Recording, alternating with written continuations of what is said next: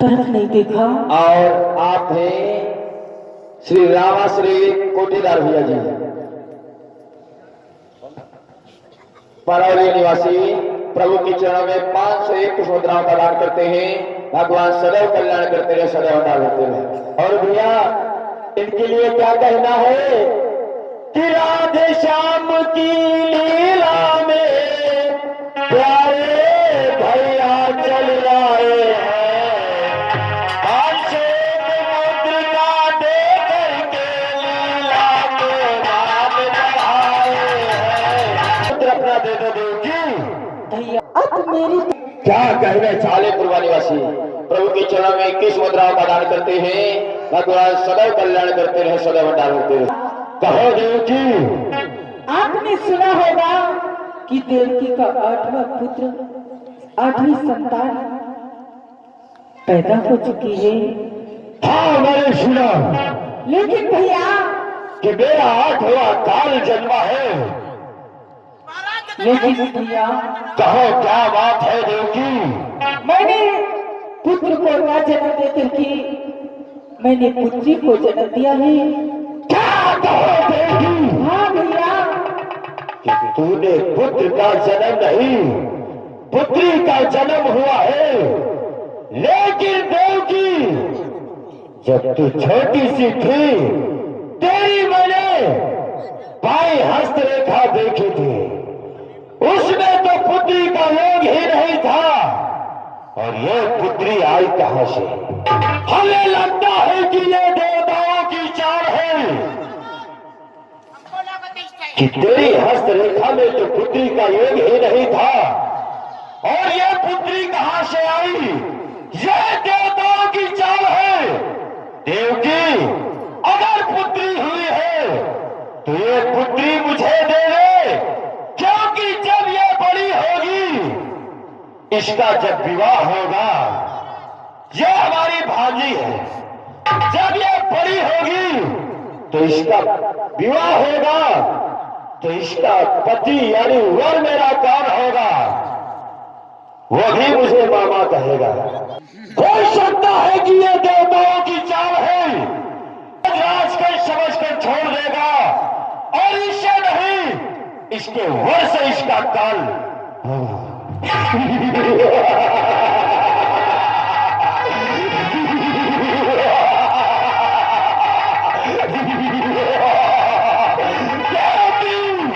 ये पुत्री मुझे दे दे देगी। भैया मेरी तरफ देखो भैया। देगी, भैया देगी, भैया भैया भैया कहकर मुझे लज्जित मत कर देगी, क्योंकि पर सुनी नहीं, जब नहीं दया का भाव रहा, बेकार सभी ये नाते रिश्ते, ये भाई बहन का प्यार रहा। भैया कहो मेरी तरफ देखो भैया, इस मांस की लोथड़ी दी तुम्हारा नहीं, इसको मेरे हाथों में दे दो। तुमने मेरी नजरों के सम्मुख 6 पुत्रों का वध किया है, और मैंने अष्टम संतान को न पुत्र को जन्म दे करके मैंने पुत्री को जन्म दिया है, और इसे मुझे दे दो, मेरे कलेजे के टुकड़े को। हे भैया मैं तुमसे निवेदन करती हूँ, और सुनो भैया। कहो अरे भैया जब जाने पहला बायंबारी, ओ मीरा भैया की सुन ले पुकार। अरे बहना सर जाती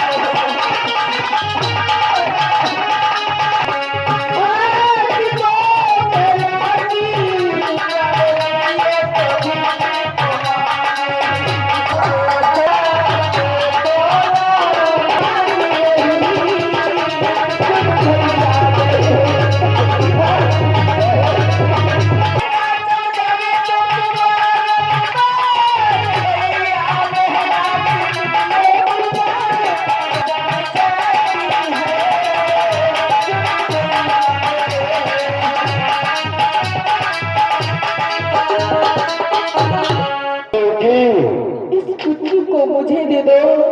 मैंने बार बार बताया तुम्हारा कल मेरा 8वां पुत्र था और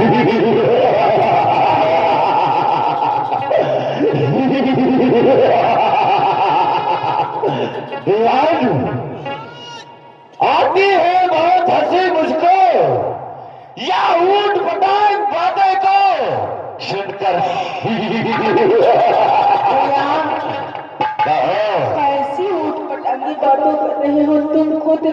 मैं तुमसे ऊट पटांग की बात नहीं कर रही हूँ, केवल निवेदन कर रही हूँ। इस पुत्री के प्राणों की भीख मांग रही हूँ, कोच फैला करके मांग रही हूँ। इस पुत्री को मुझे दे दो, मेरी गोदी का खिलौना न छीनो। अरे भैया सुनो, कहो। ओ मेरी माई वीरनी, बात मेरी कहने मानी ले भाई। तेरी बहना जेल दुख पाई रे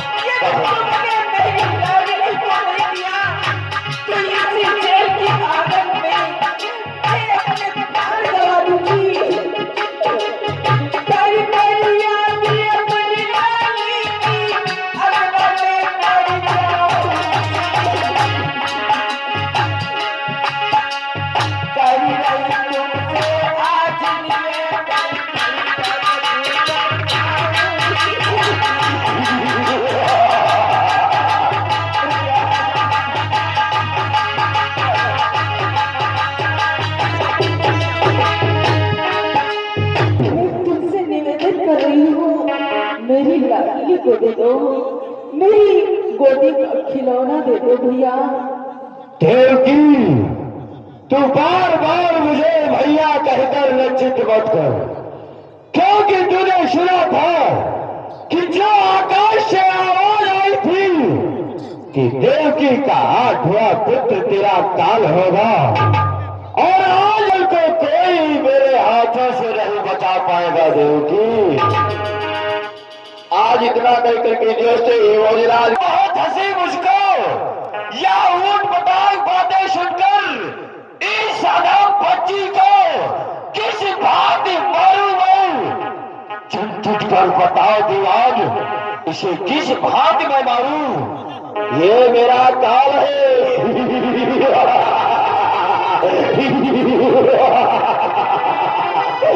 यही मेरा 8वां काल है।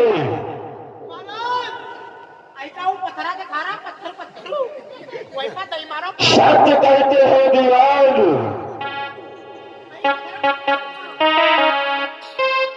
आज ही भोजराज कंस ने उस कन्या को पटकना चाहा।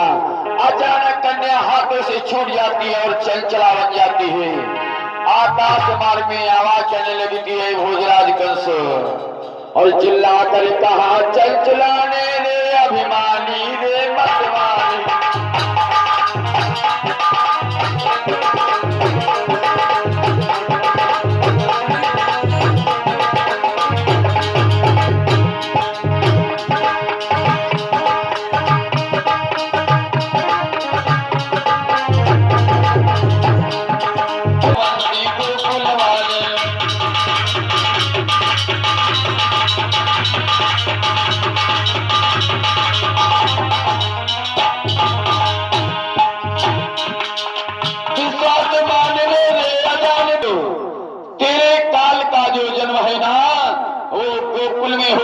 तो मुझे मारना चाहता था ना, लेकिन तेरा काल जीवित बच गया, जीवित बच गया। दीवान, तुमने सुना कि जैसे मैंने उस पुत्री को मारना चाहा, वो मेरे हाथों से विलेमान हो गई और कहती है, निज निर्धन, क्यों मेरे ऊपर तू लाल हुआ? अरे पकता है व्यर्थ मुझे,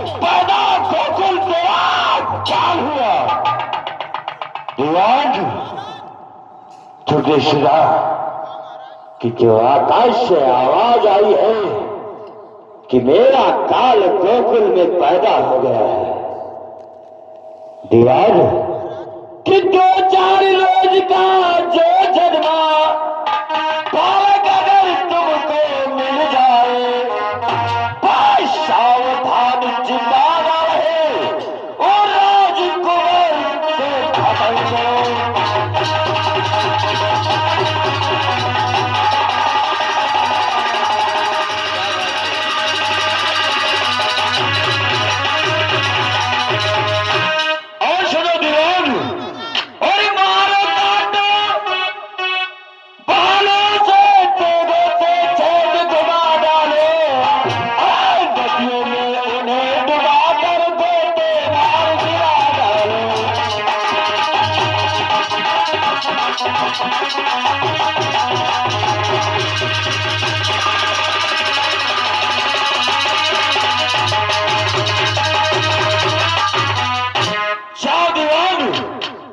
राक्षस दल है उनको ले जाओ गोकुल, और जो 2-4 रोज का जन्मा बालक है उसको खत्म कर दो। 2-4 रोज का जो जन्मा राजकुमार बालक हो उसे खत्म कर दो। जाओ, जिसके यहाँ 2-4 दिन का बालक हो ऐसा राजकुमार कहीं जिंदा न बचने पाए। और ये आज्ञा पाकर कंस की चले निशाचर गोकुल गया है नाम महाराज जय शंकर की दीवान। महाराज तुमका कैसे बताई वी गोकुल वाले हमना का बटा कातल महाराज। क्या कहा दीवान? हाँ महाराज ये बताओ, मेरा काल गोकुल में जो जन्मा था मेरा काल खत्म हुआ या नहीं?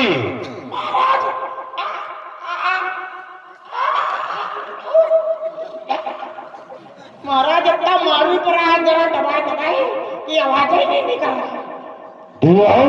महाराज कितने सैनिक गया है, सबका बहुत मारा, इन्होंने कैसे बच्चे बचा खा गए। क्या कहा?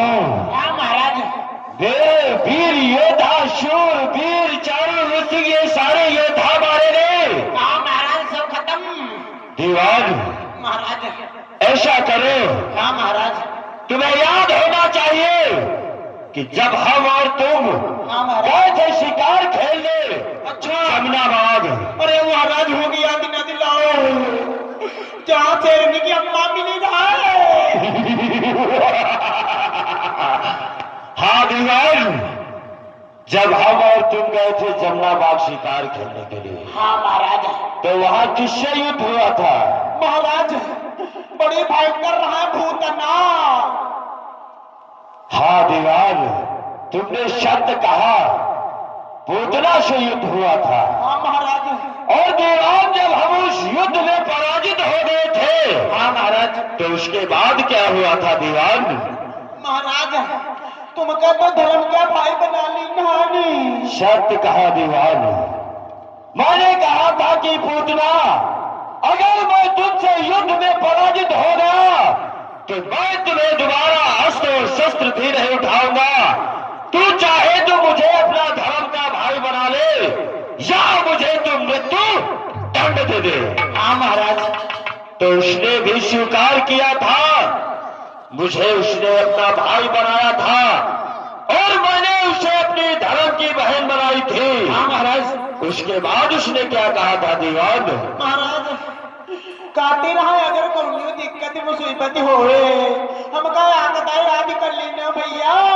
और हमने भी कहा था बहन पूतना, अगर तुम पर कोई संकट आए तो एक बार अपने भाई भोजराज कंस को याद करना। हाँ महाराज, उसी जगह से उसने हमारी बहन पूतना बनी थी। हाँ महाराज, तो दीवान आज वो घड़ी वो संकट आया है, चाहे हमारी बहन पूतना को राज दरबार में मिलाओ। ठीक है महाराज।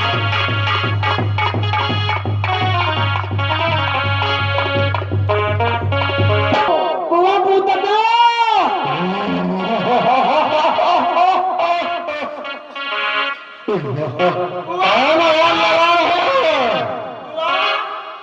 क्या है? किस लिए बुला रहे हो? तुमको महाराज से नहीं बुला रहे आ जाऊंगी। मैं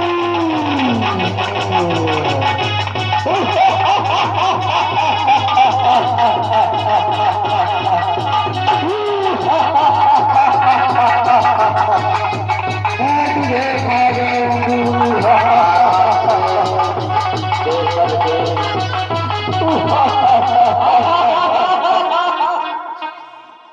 कहिए किस लिए बुलाया है?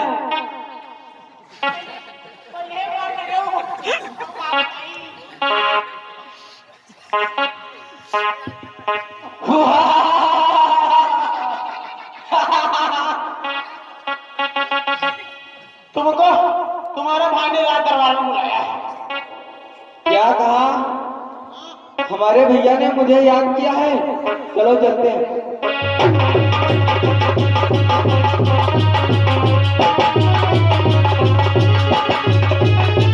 भैया जय शंकर की। जय शंकर की। अरे क्यों बुलवाया आपने? क्या है मुझसे कहा? भैया आपने किस लिए बुलाया? क्या बताऊं बहन, तुम्हें मालूम होना चाहिए, कोई भी पुरुष हो, कोई भी व्यक्ति हो, कोई न कोई जब काम होता है तभी दूसरे को याद करता है बहन।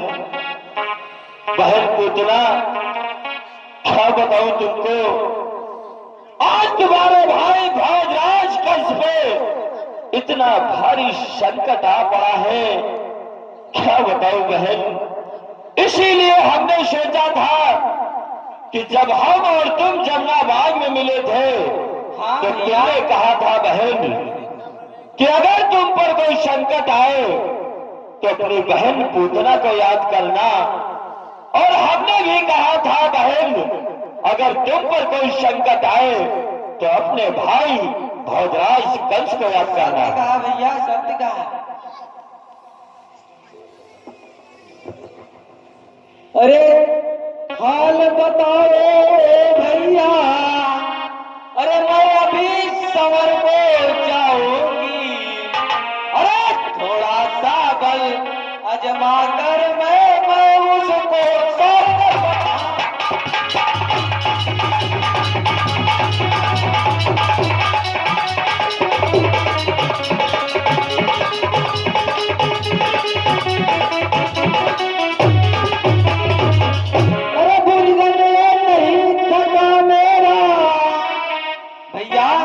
हाँ बहन, अरे गुजरे नहीं थका मेरा, अरे मैं अभी संवर को जाऊंगी और थोड़ा सा बल अजमा कर मैं इसको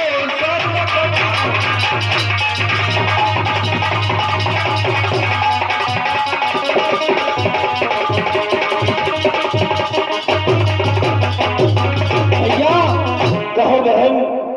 आप बताइए, अरे किसकी वो हिम्मत जो हमारे होते हुए हमारे भाई पे संकट डाला? बहन तुम तो ऐसा बोल रही हो कि जैसे कोई खेत की मूली गाजल हो। अरे हाँ भैया, अरे आ जाओ अगर तेज में तो समुंदर उछाल दो, तैरते हुए सिंह की आंखें निकाल लो भैया। बहन आप नहीं जानती हो मैंने कितने शूर वीरों को भेजा है, किसी ने ये नहीं बदला कि महाराज तुम्हारा भाजा लंबा है, नाटो है, गोरा है, शावला है, कोई अभी वापस नहीं आया। सुनो बहन, सुनो कि भर गए लुधिर से महाकाल, अरे हृदय हमारा भरा नहीं, भेजा है मैंने इतने राक्षस दल पर, काल हमारा भरा नहीं।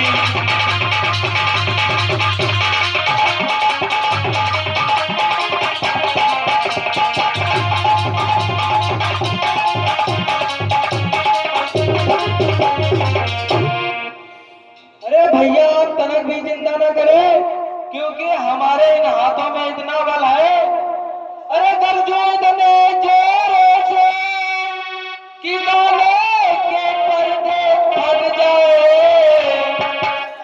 अरे घुमड़ाओ इतनी जोरों से कि पर्दे के पर्दे फट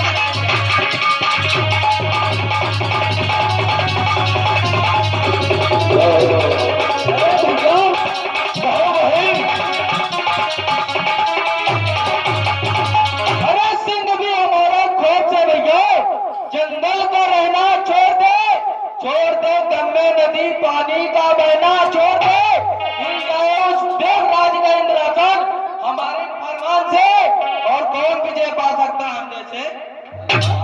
सच कहती हो बहन, हमें विश्वास था, हमें पूर्ण विश्वास है जो हमारे कोई वीर योद्धाओं ने नहीं कार्य करके दिखलाया है वो तुम करके दिखलाओगी। लेकिन बहन आप इस वेशभूषण में जाओगी गोकुल तो वहां के छोटे छोटे बालक तुमको देखकर पहले ही डर जाएंगे। भैया आप तनक भी चिंता न करें, क्योंकि हमें भेष बदलना भी आता है। क्या कहा बहन पूजना, तुमको माया भी आती है, लेकिन बहन मुझको विश्वास नहीं हो रहा है कि तुम्हें माया भी आती है। अगर तुमको माया भी आती है तो हमें शीघ्र दिखलाओ बहन। महाराज इन्हें क्या भेज रहे हैं? हम 50 नहीं 50 उतना मारा ही कहीं हाथ टूटेगा, ये मेले को क्या कर ले बताओ। वही तो मैं कह रहा हूँ दीवान, और फिर इस वेशभूषण में जाएगी तो ब्रज के बच्चे देखकर